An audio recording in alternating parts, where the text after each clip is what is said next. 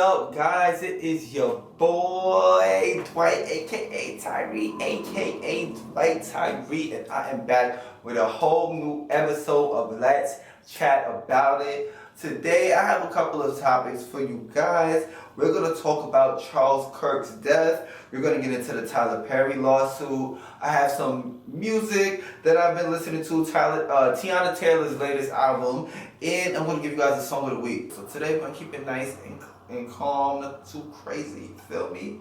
Alright, so first things first.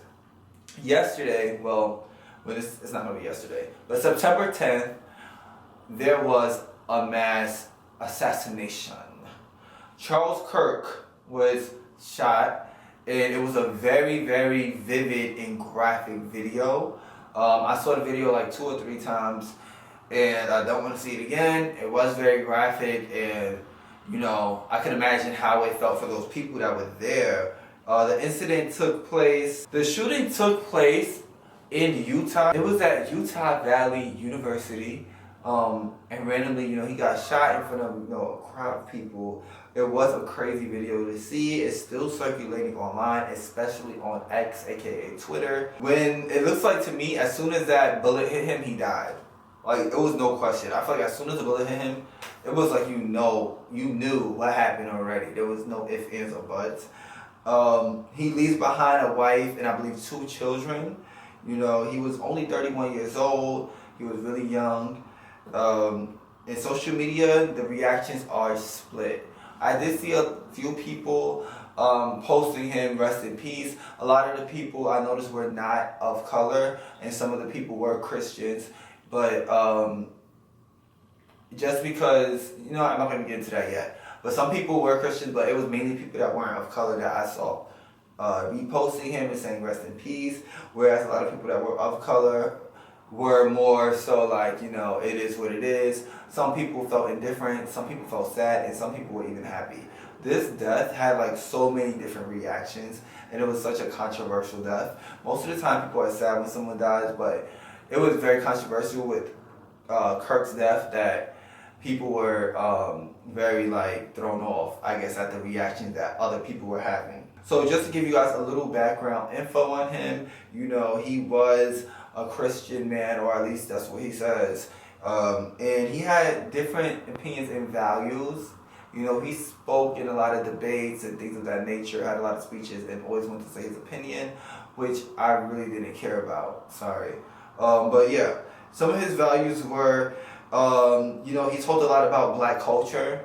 He talked about black trauma and black experiences, and he was very passionate about speaking for black or about the black community. For whatever reason, even though he is not a part of the black community.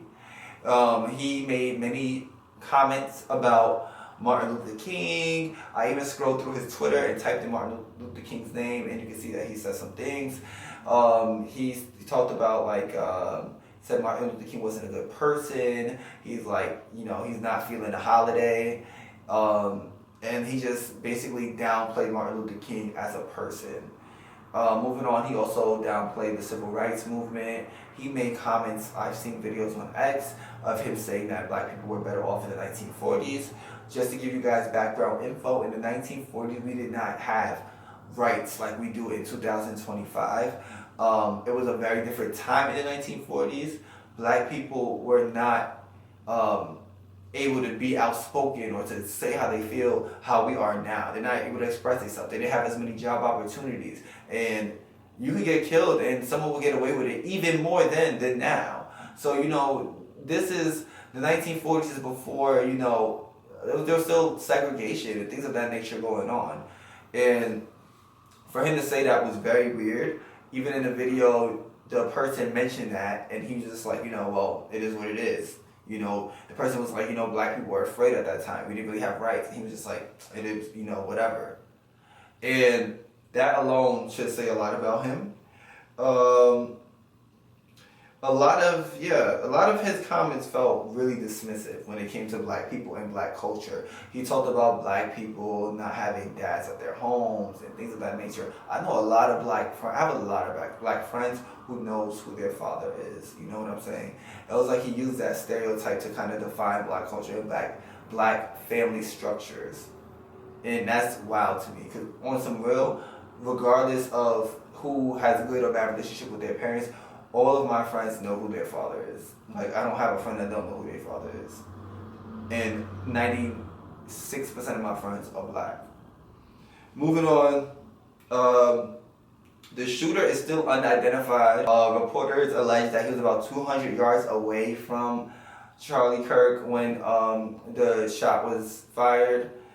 But what we do know is that there's a picture going around. All right, that was the governor of Utah, among other officials, including the FBI director, announcing that a suspect is in custody, 22-year-old Tyler Robinson of Utah. And we've learned a lot in that news conference. And while that was on, we also received the mugshot from this morning. And this is a white man that was the shooter. Ironically, Charlie Kirk would say things like, you know, black people are violent, and like talk about violence in black communities and things of that nature. Also, he made a comment stating that, you know, the Second Amendment, he feels like, you know, we have the right to bear arms. If other people have to die and sacrifice themselves for him to have the right to bear arms, then it is what it is. And another thing I noticed is, you know, he has so many comments about Martin Luther King, and they both died the same way. So is it karma? I don't know. Let me know how y'all feel.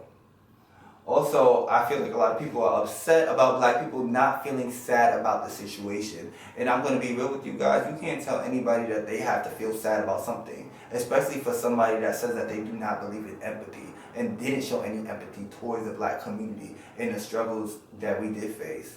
You know what I'm saying? So he didn't believe in empathy in the first place. So I feel like for black people to not have empathy towards him, there's nothing wrong with that. You don't have to feel sad about somebody that don't care about you. When they have so much negative things to say about people of your culture and of your background, you know, and somebody's having those many negative comments about a culture that they're not even a part of, just shows who they are as a person. Especially when you see people of other cultures and people even of our own culture that are defending those kind of behaviors. Just makes you kind of wonder where their mind space really is. And I guess we will see what happens. I guess we'll find out more about the you know, the reasoning behind it. Is it because somebody, you know, had a problem with his views? Like, what's going on? What made this person do that? But at the end of the day, like I said, if a person of color or even anyone in general, you know, doesn't feel bad, I don't feel like they're wrong for that. Because at the end of the day, everyone is right to have their opinion. He had a lot of opinions about us and our culture. Someone that has so much to say about black people, and I'm a black person, and you have so much negative things to say about black men, obviously you wouldn't like me either, you know? So at the end of the day, why should I feel like I'm wrong for not empathizing for you? And that's the issue. Because I'm going to tell you right now, he had things to say about George Floyd. And if he had things to say about George Floyd, trust me, if something happened to you and you were murdered, he wouldn't give a about you. So, him, I don't give up. And let me just clarify, I'm not making fun of him dying, I just don't care. Next topic, Tyler Perry. Tyler Perry is back. Well, not Tyler Perry back. Derek Dixon is back. You guys know, if you've seen the beginning episodes, that I was really interested in finding out more about this Tyler Perry case, because that whole situation is crazy to me. And let me clarify something, because I don't want people to think I'm somebody try to call me an Uncle Tom or something like that. And I'm far from Uncle Tom, as you can see. Just because I'm reporting on Tyler Perry does not mean I'm bringing down Tyler Perry. I like Tyler Perry. And one thing about me, I'm a cracker joker too. So I just want to clarify that. But moving right along, Derek Dixon is still, you know, trying to get this lawsuit together. Like I told you guys before, he is suing for $260 million. I repeat, 260 million beans. Like, nah. So he's suing, as I told you guys before, and he had an interview recently. So Derek Dixon had an interview with ABC News, and it was yesterday that the interview was released, and he got more into details about the situation with him and Tyler Perry. So he says that Tyler Perry invited him over. He went over. I guess they were drinking. He did say they were drinking, allegedly. And, you know, he laid up on... Tyler Perry was like, yo, you can go to this guest room. I have an extra bed. You can sleep in here. He goes to the bed to lay down. Tyler Perry comes back to him, start rubbing on his thigh. He's like, nah. And then he talks about another instance. You know, he also states, you know, oh, you know, rejection is one thing. Rejection, like... He was like, if I reject you, like, the first time, you know, I'm not going to stop being cool. I'm still give you a chance. Like, that's cool if you shoot your shot and I deny you. But if you're continuing, it's an issue. So he says that he gave him another chance and he went back to his house. And I forget why, but he says that Tyler Perry had him undressed and he just had on underwear. And Tyler Perry was grabbing his butt. Derek Dixon had on only underwear. Tyler Perry was grabbing his butt. And he said that he had to lock himself in a bathroom because he was so uncomfortable. And I'm just like, wow. That's crazy because I'm just like, I don't know. At the same time, he also says that Tyler Perry states, you know, he said to him, I'm not going to hurt you, this and that, I won't hurt you.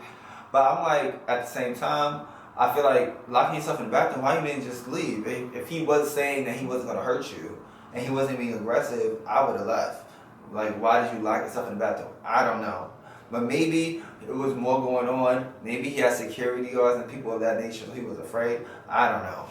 But moving on to that situation, Derek Dixon also states that he lost his job because of him rejecting Tyler Perry. And that's crazy. But yeah, he said he lost his job because he rejected Tyler Perry. If you guys watched The Oval, Derek Dixon's character got shot a few times, and I guess he ain't coming back because he said he lost his job. But we kind of knew that if you're suing. I thought you want to still be on the show.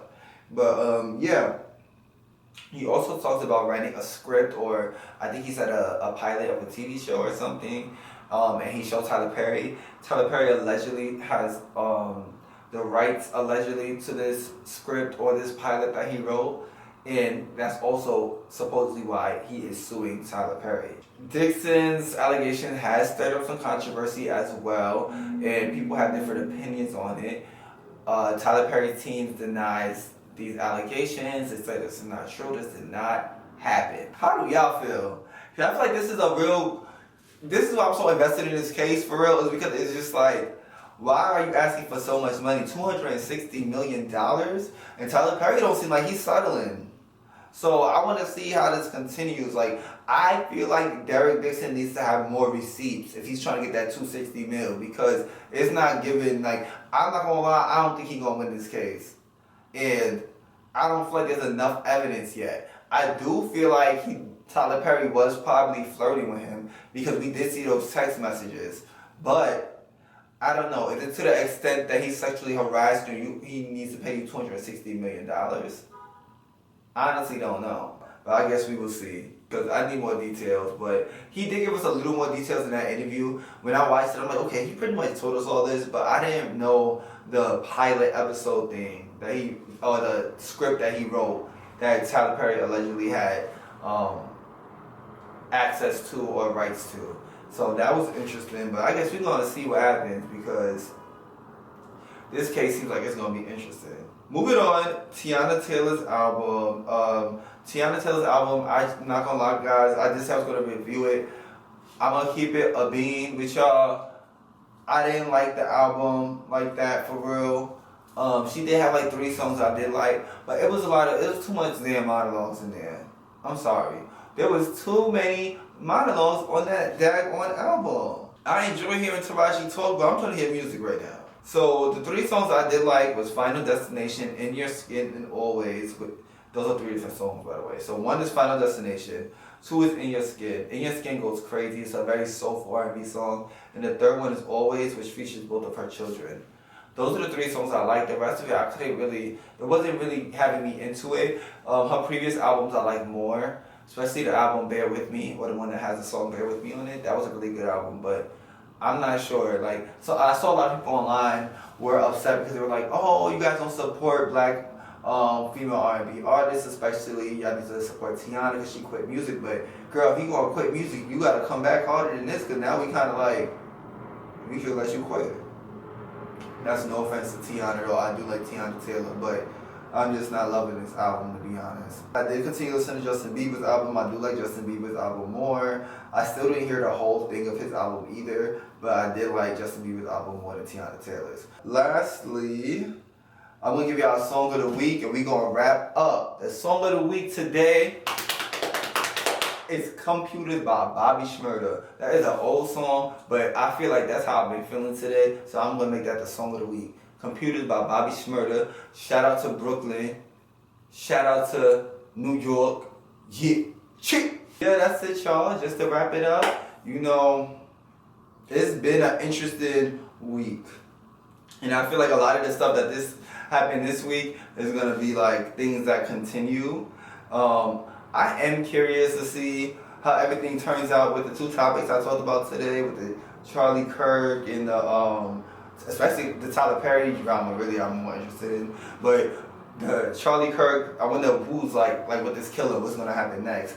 And I would like to say, for the people who may be offended that I said that I'm not sad about his death, I really don't give a fuck. Alright. Peace out, y'all. Thank you for watching. Make sure you like, comment, and subscribe. Tell me your opinion on today's topics. And yeah, follow me on Instagram, follow me on Twitter, and follow me on TikTok. Follow me on TikTok. Peace.